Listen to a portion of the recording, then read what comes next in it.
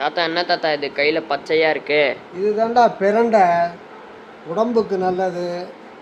மூட்டு வலி, வயிற்று புண்ணு, முதுகுவலி எல்லாம் கால்சியம் சத்து நிறைஞ்சது பிரண்டைன்னு பேர். இதெல்லாம் உங்களுக்கு சின்ன பசங்களுக்கு என்ன தெரியும்? தாத்தா என்ன பண்ணுறோம் பாரு, இதில் வந்து ஒரு பொடி தயார் பண்ணி கொடுக்குறேன். இதெல்லாம் வந்து இது மாதிரி நிரம்பெல்லாம் எடுத்து நிரம்பு எடுக்கிறோம் பாருங்கள். இது மாதிரி நிரம்பெல்லாம் எடுக்கணும். நிரம்பெல்லாம் எடுத்து இந்த மூட்டெல்லாம் போடக்கூடாது. நிரம்பெல்லாம் எடுக்கணும். எடுத்த உடனே தனித்தனியாக கட் பண்ணிவிட்டு இந்த ஜாயிண்டெல்லாம் எடுத்துடணும். தனியாக எடுத்து இது மாதிரி சுத்தம் பண்ணதை பொடி பொடியாக நறுக்கணும். பொடி பொடியாக நறுக்கணும். பொடி பொடியாக நறுக்கி சின்ன சைஸில் இதை எடுத்து போட்டுடணும். இப்போ மொத்தமாக இப்போ எல்லாமே நறுக்கியாச்சு. நறுக்கி எடுத்து சுத்தம் பண்ணி வச்சுருக்கோம். இப்போ வந்து நம்ம இதை வந்து சுத்தப்படுத்திட்டு அலம்பணும். அலம்பி வச்சுட்டு தான் அப்புறம் பாக்கியெல்லாம் பண்ணணும். கட் பண்ண பிரண்டை, ஒரு டீஸ்பூனு மிளகு, ஒரு 12 காஞ்ச மிளகா, கடலைப்பருப்பு ஒரு டீஸ்பூனு,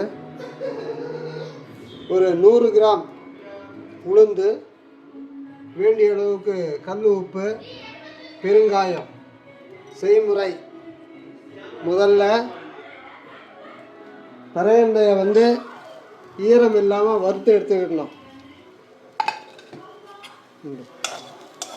ஈரம் இல்லாமல் வறுத்து எடுக்கணும் பிரண்டையை.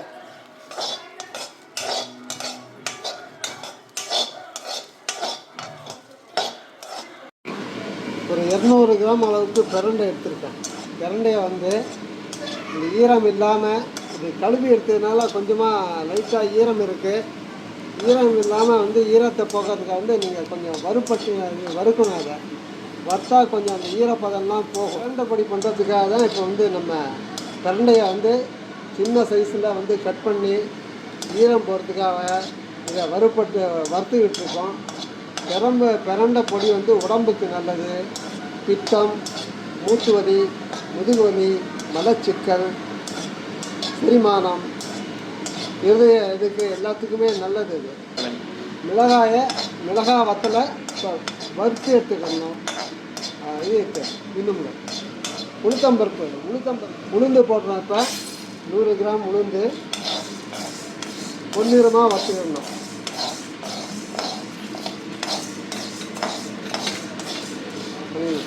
2 டீஸ்பூன் கடலைப்பருப்பு,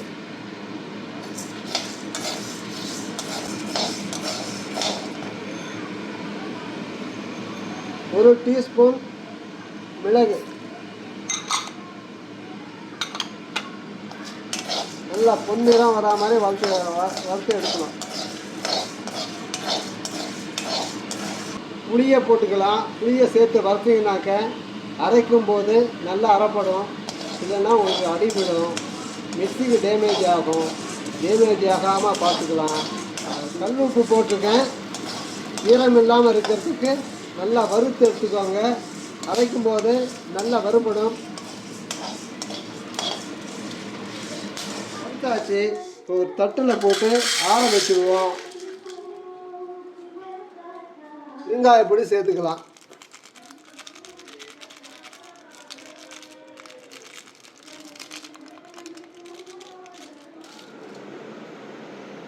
மிக்சியில் போட்டு அரைச்சிக்கலாம்.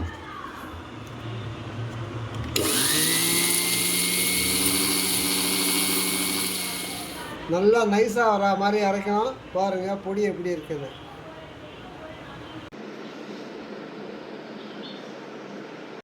பிரண்டை பொடி ரெடி ஆகிடுச்சு.